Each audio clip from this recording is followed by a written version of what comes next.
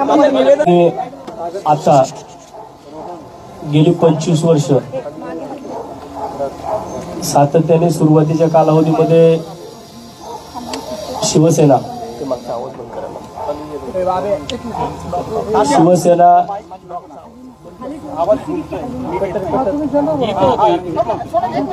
सुरुवातीच्या काळामध्ये मी शिवसेनेमध्ये सन्माननीय राजसाहेब ठाकरेंसोबत काम केलं। पुणे शहरामधील शिवसेनेचा पहिला कार्यकर्ता की ज्याने सन्माननीय राजसाहेब ठाकरेंनी ज्यावेळेस राजीनामा दिला शिवसेनेचा, त्यावेळेस मी सुद्धा कॅन्टोन्मेंट विधानसभा मतदारसंघाचा उपविभागाध्यक्ष होतो आणि त्यावेळेस शिवसेनेचा राजीनामा मी पण दिला। माझं स्वतःचं संपूर्ण जे काय माझं करिअर आहे ते सन्माननीय राजसाहेब ठाकरेंसोबत आजपर्यंत आहे आणि आज मी माझ्या महाराष्ट्र नवनिर्माण सेनेच्या सदस्यत्व पदाचा आणि माझ्याकडे ज्या काही जबाबदाऱ्या आहेत, महाराष्ट्र नवनिर्माण सेनेचा मी सरचिटणीस आहे, मी बारामती लोकसभा मतदारसंघाचा संघटक आहे। या सगळ्या पदांचा मी आज राजीनामा दिला आहे, कारण गेल्या दीड वर्षापासून मी या पुणे शहरामध्ये लोकसभेची निवडणूक लढवण्यासाठी इच्छुक आहे आणि वारंवार माझ्या शहरामधीलच काही पदाधिकारी जे काही कधी स्वतः इच्छुक नव्हते, परंतु ज्यावेळेस निवडणुका प्रत्यक्षात जवळ आल्या त्यावेळेस निवडणुकांच्या इच्छुकांची यादी पुढे वाढत गेली आणि मागच्या महिन्यामध्ये ज्यावेळेस सन्माननीय राजसाहेब ठाकरेंनी सगळ्या लोकसभा मतदारसंघांचे अहवाल मागवले होते, त्याच्यामध्ये ज्या लोकांवरती पुणे शहराच्या जबाबदाऱ्या होत्या, ह्या लोकांनी पुणे शहरामध्ये जो अहवाल तयार केला त्या महाराष्ट्र नवनिर्माण सेनेची जी परिस्थिती आहे ती अतिशय नाजूक आहे असं जाणून बुजून या सगळ्या गोष्टी माननीय राजसाहेबांपर्यंत, माननीय अमित साहेबांपर्यंत पोहोचवल्या। एक निगेटिव्ह अहवाल जो पक्ष संघटना वाढीसाठी अतिशय मारक आहे, तो ह्या लोकांनी पुढे पाठवला आणि तेव्हापासून पुणे शहरामध्ये महाराष्ट्र नवनिर्माण सेना लोकसभेची निवडणूक लढू शकत नाही अशा प्रकारचे ज्यावेळेस अप्रोच केले आणि याच्या सगळ्यांचा वारंवार मलाच एकट्याला मी एकनिष्ठ आहे हे सगळ्या वेळोवेळी माझ्यावरती अन्याय होतो आणि शेवटी मग मला आज माझ्या या सगळ्या गोष्टींचा कडेलोट झाला।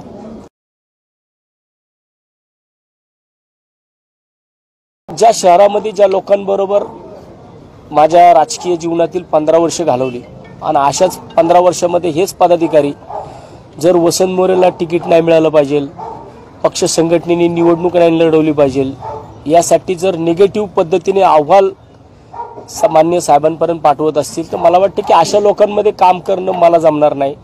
त्यामुळे मी आज माझ्या सगळ्या पदांचा मी माझ्या स्वतःच्या हाताने माझे सगळे परतीचे दोर कापलेले आहेत। मी आतापर्यंत मला संघटनेच्या अनेक लोकांचे फोन आले, मी सामान्य महाराष्ट्र सैनिकांचे फोन घेतलेत, परंतु मी कुठल्याही नेत्याचा फोन घेतलेला नाही मी आजपर्यंत, कारण मी हे सगळ्या गोष्टी मी वारंवार नेत्यांपर्यंत पोहोचवल्यात, पण नेत्यांना काय या गोष्टी कळत नाहीयेत। तुम्ही आत्ता का मला फोन करताय, मग एवढ्या दिवसामध्ये माझी तरफड तुम्हाला लोकांना कळली नाही का? म्हणजे वसंत मोरे स्वतःसाठी कधीच लढला नाही, कायम सामान्य महाराष्ट्र सैनिकांसाठी लढत आलाय आणि मग जे पदाधिकारी माझ्या बरोबर आहेत, ज्यांनी माझे कार्यक्रम घेतले, त्या लोकांना दाबण्याची कामं होतात, त्या लोकांना त्रास दिला जातो। मग जर अशा पक्षामध्ये अशा लोकांमध्ये राहून जर माझ्यासोबत असणाऱ्या माझ्या साथीदारांवरती जर चुकीच्या कारवाई होत असतील, त्यांच्या पद काढण्यापर्यंत जर लोकांची मजाल जात असेल, मग अशा लोकांमध्ये, अशा शहरातल्या लोकांमध्ये काय राहून करायचं आपल्याला? त्याच्याकरता मी माननीय राजसाहेबांकडे सुद्धा मागच्या महिन्यामध्ये वेळ मागितली होती की साहेब मला पुणे शहराच्या लोकसभेसंदर्भात मला बोलायचंय, परंतु साहेबांनी सुद्धा मला त्या संदर्भामध्ये बोलले नाहीत आणि मला वाटतं की जर अशा पद्धतीने पुणे शहरामध्ये जर राजकारण होणार असेल तर मग अशा लोकांमध्ये न राहिलेलं बरं। माझा वाद आजपर्यंत मान्य राजसाहेबांसंग कधी नव्हता, महाराष्ट्र नवनिर्माण सेनेसोबत सुद्धा नाहीये, परंतु ज्या चुकीच्या लोकांच्या हातामध्ये हे शहर दिले, ज्या चुकीच्या लोकांनी या शहराचं वाटोळं चालवले, इथला महाराष्ट्र सैनिक आज कोणत्या परिस्थितीमधून जातोय तो लोकांना माहिती आहे. माझा जो आजचा त्रास आहे, मी कोणत्या परिस्थितीत, मी काल रात्रभर झोपलेलो नाही. मी रात्रभर झोप आलेली नाही कालच्याला. मी रात्री विचार केलाय, कालच्याला माझी पोस्ट तुम्ही पाहिली असेल, अनेकांचे माझ्या पोस्टवरून मला फोन आले. परंतु इतकं सगळं करून मला काल का कुणी विचारलं नाही. मला आज राजीनामा दिल्यानंतर मला का फोन येतात सगळ्यांचे, प्रत्येक पक्षाच्या नेत्यापर्यंत मी माझं गाऱ्हाणं मांडत आलोय. निवडणूक लढवणं हा काय माझा गुन्हा आहे का? जर माझी पक्ष संघटना मला शहरामध्ये वाढवायची असेल तर निवडणूक लढली गेली पाहिजे. आणि पक्ष संघटना जर मोठी होत नसेल, काही लोक शहरामधील निवडणूक आपण लढवली नाही पाहिजे. कशा करता तुम्ही निगेटिव्ह अप्रोच करता, कशा करता तुम्ही निगेटिव्ह अहवाल साहेबांपर्यंत पाठवता. अरे या पुणे शहरामध्ये 2012 ते 2017 या कालावधीमध्ये सेकंड लार्जेस्ट पार्टी, दुय्यम पक्ष म्हणून महाराष्ट्र नवनिर्माण सेना होती. विरोधी पक्षनेता या शहराचा मी होतो. म्हणजे या शहरामध्ये मनसेची ताकद नाहीये का? या शहरामध्ये महाराष्ट्र नवनिर्माण सेनेची ताकद आहे. मी वारंवार सांगत होतो की या पुणे शहराचा पहिला खासदार हा वसंत मोरे होऊ शकतो. परंतु काही लोकांना वाटत नाहीये की वसंत मोरे हा स्वकेंद्रित राजकारण करतो, अशी लोक म्हणतात. आजपर्यंत हा आरोप माझ्यावरती फक्त लावताना पक्षाच्या कोर कमिटीच्या नेत्यांनी लावलेला आहे. महाराष्ट्र सैनिकांनी, एकाही महाराष्ट्र सैनिकांनी माझ्या विरोधामध्ये, मला आता सुद्धा अनेक महाराष्ट्र सैनिक थांबवत होते. परंतु मला असं वाटतं की कुठवर या सगळ्या गोष्टी मी सहन करायच्या, कुठवर मी या सगळी माझी गाऱ्हाणी मांडत राहायची. मी माझं गाऱ्हाणं मांडायला गेलो तर तिथं लोकांना खोटं वाटत नाहीये. मग त्याच्यापेक्षा मी मागच्या वेळेस सुद्धा ज्या काही भूमिका माझ्या मांडल्या होत्या त्या भूमिकेमध्ये माझ्यावरतीच कारवाई झाली. आणि आता सुद्धा जर माझ्यावरतीच कारवाई होणार असेल तर मला वाटतं माझ्यावरतीच कारवाई होणार असेल तर कुठल्याही पदावरती न राहिलेलं बरं. म्हणून मी आज माझ्या प्राथमिक सदस्यत्व पदाचा, माझ्या सरचिटणीस पदाचा, माझ्या संघटक पदाचा मी राजीनामा दिलाय. इथून पुढे मी अजून कुठल्याही पक्षामध्ये गेलेलो नाहीये. माझी जी काय भूमिका असेल ते पुणेकर माझे मायबाप आहेत, ज्यांनी मला एक स्थान दिलेलं आहे त्यांच्या मनामध्ये. पुणे शहरातले पुणेकर ठरवतील की वसंत मोरेने भविष्यात काय करायचं. पुणेकर म्हटले वसंत मोरेने लढायचं तर 100% वसंत मोरे एकटा लढणार आणि तो पुणेकरांसाठी लढणार. पुणेकर म्हटले की नाही थांबायचं, मी थांबणार. पण मला वाटतं की माझी लढाई सामान्य कुटुंबातल्या, मी एका शेतकरी कुटुंबातला आहे. मी कोण जागीरदार नाहीये. माझ्या घरातला मी पहिला राजकारणी आहे. इथपर्यंत मी पोहोचलो ना, तो मी स्वतःच्या हिमतीवरती पोहोचलेलो आहे. मी कुणाचे खुर्च्या, कुणाच्या मी कुबड्या घेऊन मी पुढे आलेलो नाहीये. मी माझं स्थान मान्य राजसाहेबांच्या हृदयामध्ये मी माझं स्थान मी तयार केलं होतं.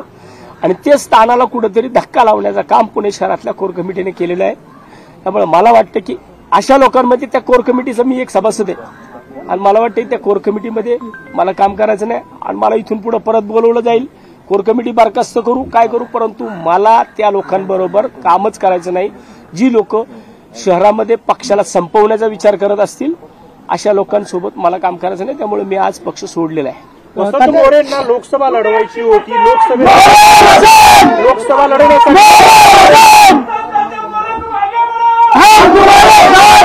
लोकसभा लढवण्यासाठी वसंत मोरे सातत्याने इच्छुक होते. आता कुठं लोकसभेसाठी आपल्याला तिकीट मिळत नाहीये अशी शक्यता वाटते. त्यामुळे वसंत मोरेंनी राजीनामा दिला. असं नाहीये. मला वाटतं की निवडणूक लढवायची नाही लढवायची हा मान्य राजसाहेबांचा निर्णय आहे. परंतु अशा लोकांबरोबर मला राहायचंच नाहीये त्या पक्षामध्ये की ज्या पक्षामध्ये एवढं चांगलं वातावरण शहरामध्ये आहे. अगदी 2017 पर्यंत या शहरामध्ये सेकंड लार्जेस्ट पार्टी म्हणून महाराष्ट्र नवनिर्माण सेना होती.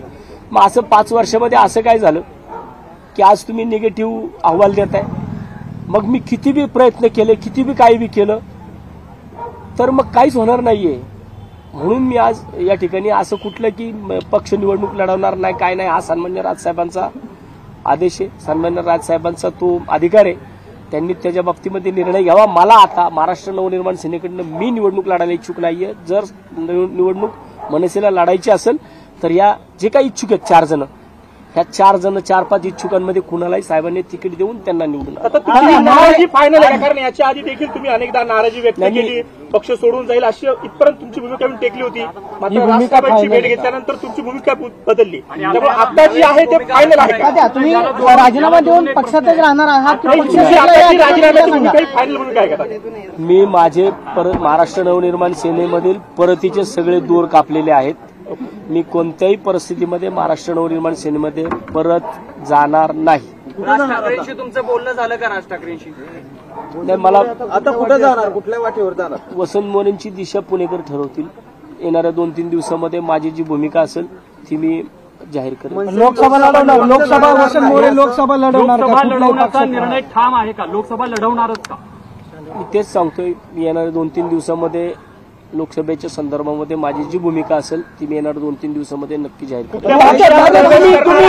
तुम्ही पक्षात प्रवेश करणार आहात का अपक्ष आहात? म्हणजे कशा प्रकारे निवडणूक लढवणार? अजूनपर्यंत मी फक्त महाराष्ट्र नवनिर्माण सेना या पक्षाचा राजीनामा दिलेला आहे.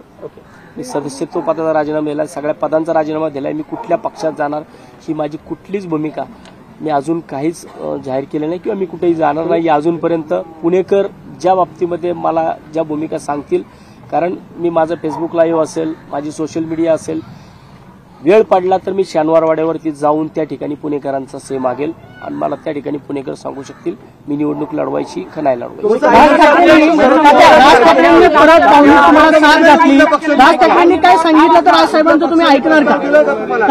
राजसाहेबांचं तुम्ही ऐकणार का? कदाचित पुढच्या 2 दिवसांमध्ये वरिष्ठ नेत्यांकडून तुमच्याशी बोलणं केलं जाईल, संपर्क केला जाईल. राज ठाकरे बोलले तर तुम्ही परत पक्षामध्ये येणार? तुमच्यासोबत किती मला नेते किंवा अनेक जणांचे राजीनामे पण यायला आता सुरुवात झाली आहे किंवा राजीनामा दिला आतापर्यंत बऱ्याच जणांनी राजीनामे माझ्याकडे पाठवलेत. माझ्या व्हॉट्सअपवरती, फेसबुकवरती सुद्धा मला अनेक जणांचे राजीनामे आलेले आहेत. परंतु मी सांगतो की कोणीही कोणत्याही परिस्थितीमध्ये मी कुणालाही कंपल्शन केलेलं नाहीये. हा वसंत मोरेवरती झालेला अन्याय. वसंत मोरे एकट्याने राजीनामा दिलाय. कुणीही पक्ष संघटना सोडू नका असं मी कुठल्या प्रत्येक पदाधिकाऱ्याला सांगितलंय. परंतु जो तो ज्याचा निर्णय आणि मला वाटतं की कार्यकर्त्यांनी घेतलेले निर्णय हे याच्यावरती कमीत कमी मनसेची भूमिका डबल पाहायला मिळाली.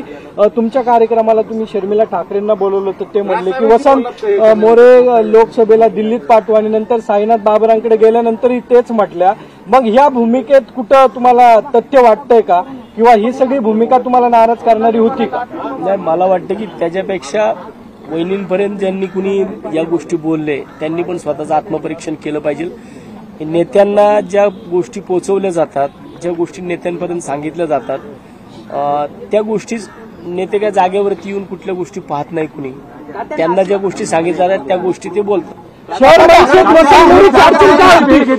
मनसेत वसंत मोरेंची अडचण का होती?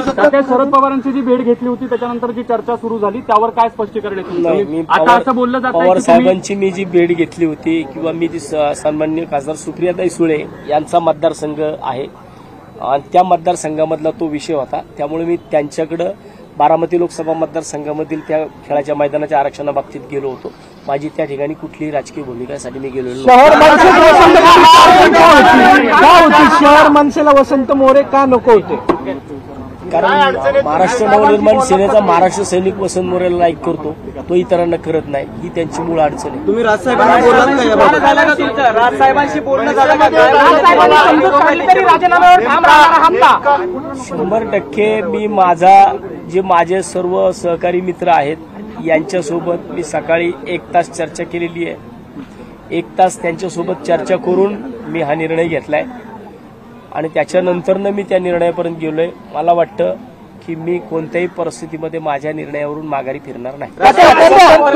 बोंगेची भूमिका घेतली तात्या, तुम्ही बोंगेची भूमिका घेतली, तुमचं तडकाफडकी शहराध्यक्षपद काढण्यात आलं.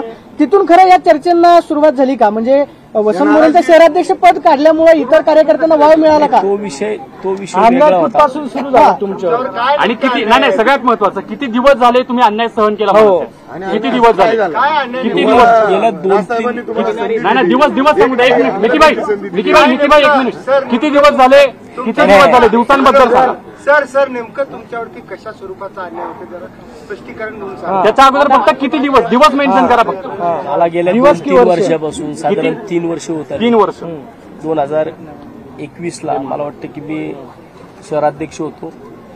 22, 23, 24 साधारण 2 वर्ष होऊन गेले. 2 वर्षापासून मला वारंवार ह्या गोष्टींना सामोरे जावं लागतंय. गेल्या 2 वर्षामध्ये मी संघटना वाढीसाठी जे प्रयत्न केले ते मला वाटतं की ती संघटना संपवण्यासाठी सगळं कार्यक्रम झाला. आणि आता जर शहरामध्ये तुम्ही जाऊन बघताल किंवा सामान्य महाराष्ट्र सैनिकांकडे जरी तुम्ही याची चौकशी केली तरी तुम्हाला ते लोक सांगू शकतात. राज ठाकरेंनी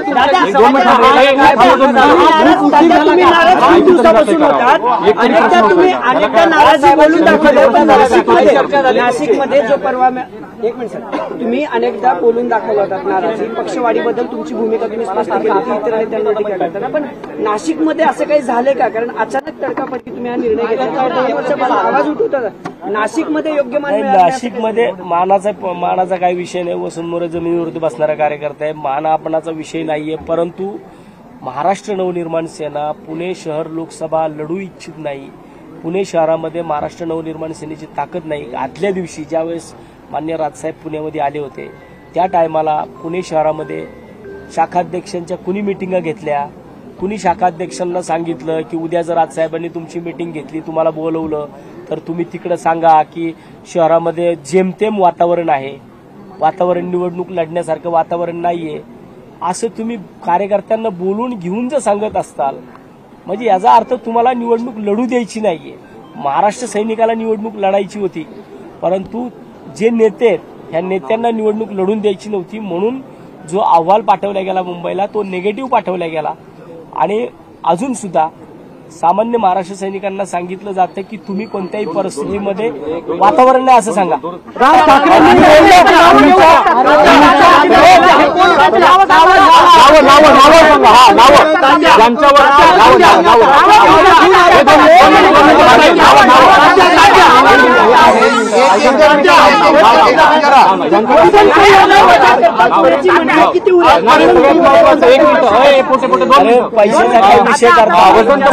पैशाचा काय विषय करता आयुष्यातली 28-48 माझं वय आहे. 48 वर्षातली 27 वर्ष संघटनेला दिली. पैशाचं काय घेऊन बसता?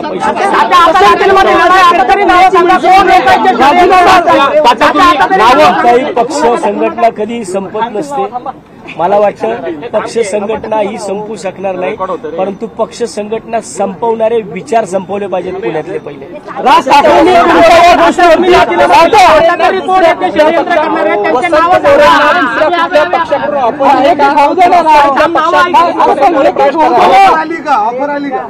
ऑफर्स खूप आहेत परंतु मी असं कुठलाही निर्णय घेतलेला नाहीये. एक विचारतो ते एक जणांनी विचारलं तात्या किती पक्षांचा ऑफर आहे?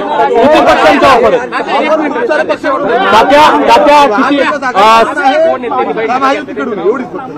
बैठका घेणाऱ्यांची नावं स्पष्ट करा. तात्या बैठका घेणाऱ्यांची नावं स्पष्ट करा. आणि राज ठाकरेंनी या गोष्टीवरती आता बोलणं टाळलेलं आहे. त्यांना विचारण्याचा प्रयत्न केला ते म्हटले तुम्ही इथून निघून जा, मी काय बोलणार नाही. म्हणजे तुम्हाला त्यांनी सबसेंट टाळलं असं दिसतंय. मला टाळू द्या नाही त्या ठिकाणी थांबायचंच नाहीये. ज्या ठिकाणी साहेबांच्या ठिकाणी साहेब मुंबईला असतात परंतु पुण्यामध्ये जो वारंवार कुठल्या कार्यक्रमांना न बोलवणे आल्यानंतर न त्या कार्यक्रमामध्ये न थांबणे किंवा माझे जे आता मी कार्यक्रम पुणे शहरामध्ये महाराष्ट्र नवनिर्माण सेना म्हणून 7 ते 8 कार्यक्रम घेतले. या कुठल्याही कार्यक्रमाला कुठलाही पदाधिकारी काल कॅम्पामध्ये एक कार्यक्रम झाला म्हणजे त्या कार्यक्रमाला एक पदाधिकारी आला. तो पदाधिकारी स्टेजवरती चढण्याच्या अगोदरच तो निघून गेला. तो थांबला सुद्धा नाही मला त्या ठिकाणी बघितल्यानंतर. म्हणजे मी नक्की कोण आहे? पक्षामध्ये मी काय दहशतवादी आहे का? मी मान्य राजसाहेबांचे फोटो लावलेत, पक्षाचे झेंडे लावलेत, पक्षाचा कार्यक्रम घेतो आणि पक्षाचे पदाधिकारी स्टेजवरती येण्या अगोदर 4 वेळा विचार करतात वसंत मोरेवर उभं राहू का नको. मग मला असं वाटतं की माझ्याबरोबर राहणारे कार्यकर्त्यांना जर अशा पद्धतीने त्रास होत असेल आणि ते पुण्यातले पदाधिकारी देत असतील तर मग अशा लोकांबरोबर का राहायचं म्हणून मी ही भूमिका आता घेतली.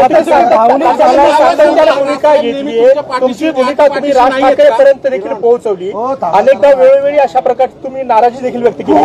पण राज ठाकरेंना हे कळत नाही का की वसंत मोरेंवर अन्याय होतो? नाही, सगळे मला अमित साहेब असतील, मी 10 ऑक्टोबरला अमित साहेबांपुढे सुद्धा हे सगळे विषय माझ्या वाढदिवसाच्या दिवशी ज्यावेळेस मान्य अमित साहेब माझ्या संग 1 तास बसले होते, 1 तास बोलले होते, मी 10 ऑक्टोबरला सुद्धा या सगळ्या गोष्टी मान्य अमित साहेबांच्या पुढे मांडल्या होत्या आणि त्यावेळेस सुद्धा मान्य अमित साहेबांनी माझा 1 तास सगळ्या गोष्टी ऐकून घेतल्या होत्या. परंतु त्याच्यानंतरनं त्या विषयावरती कुठल्याही बाबतीमध्ये काही भूमिका झाल्या नाहीत. कोण कशा पद्धतीने काम करतंय आणि कसं पद्धतीने पक्षांनी लढलंच नाही पाहिजे, पक्षांनी इथं निवडणूक लोकसभेची लढली नाही पाहिजे असं वातावरण लोकांनी तयार केलं.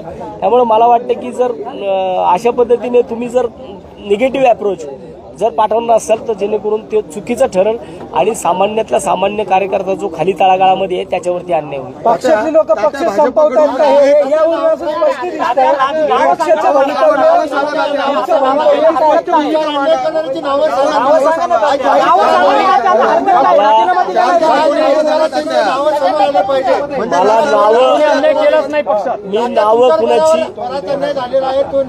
मी नावं कुणाची घेणार नाही. मला वाटतं की सामान्यातला सामान्य महाराष्ट्र सैनिकाला विचारलं ना पदाधिकाऱ्याला तर तो सांगू शकेल नावं की कोण आहेत.